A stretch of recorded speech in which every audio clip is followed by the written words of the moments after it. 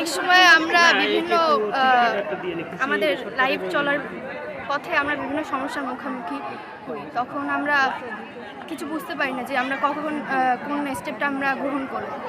তখন আমরা ডিপ্রেশনের ভিতরেও যেতে পারি, অনেক সময় এমনটাই হয়।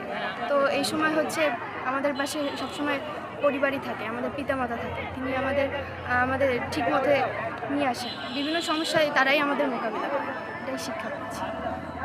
ধন্যবাদ আপনাকে। আজকে যে আয়োজনটা আপনি সকাল থেকে ছিলেন দেখতে পাচ্ছেন, এটার অন্যতম লক্ষ্য হলো জলবায়ু পরিবর্তনের কারণে ঝুঁকিপূর্ণ যে অঞ্চলগুলো আছে সেই অঞ্চলগুলোতে আমরা দেখি বাল্যবিয়ে হওয়ার প্রবণতা অনেক বেশি। সেই প্রবণতাটাকে রোধ করা এবং একটা সমাজ থেকে সম্মিলিত প্রতিরোধ ব্যবস্থা গড়ে তোলা। আপনি এখানে দেখতে পাচ্ছেন শিক্ষার্থীরা আছে, অভিভাবক আছে, নারী নেত্রীরা আছে, আমাদের বিভিন্ন সমাজের গণ্যমান্য মানুষ যারা তারা আছে, শিক্ষকরা আছে, ম্যানেজমেন্ট কমিটির সাথে যারা তারা আছে। আমরা চাই এই যে সম্মিলিতভাবে সবার মধ্যে যদি একটা অঙ্গীকার প্রত্যয় তৈরি হয় যে না, আমি যেখানে আছি সেখান থেকেই বাল্যবিয়ে প্রতিরোধে কাজ করব। এবং আপনি দেখেন যে আমাদের স্লোগানটা কি রেখেছি, আমরা রেখেছি যে এগিয়ে যাই আমার স্বপ্ন এবং অধিকার অর্জনে। এই আমিটা হচ্ছে সেই কিশোরী, ছোট্ট কিশোরী যে প্রতি পর্যায়ে বেড়ে ওঠার প্রতিটা পর্যায়ে তার অধিকারগুলো লঙ্ঘিত হয়।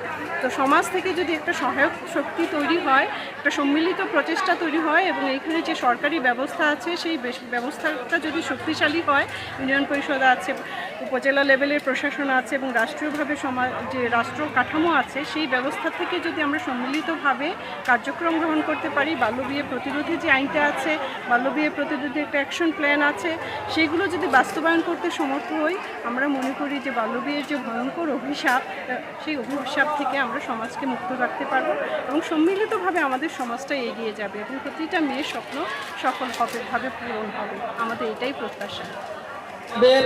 এখানে যারা সম্মানিত অভিভাবকবৃন্দ উপস্থিত আছেন তাদের কাছে অনুরোধ থাকবে আপনারা এই বিষয়টার দিকে খেয়াল রাখবেন।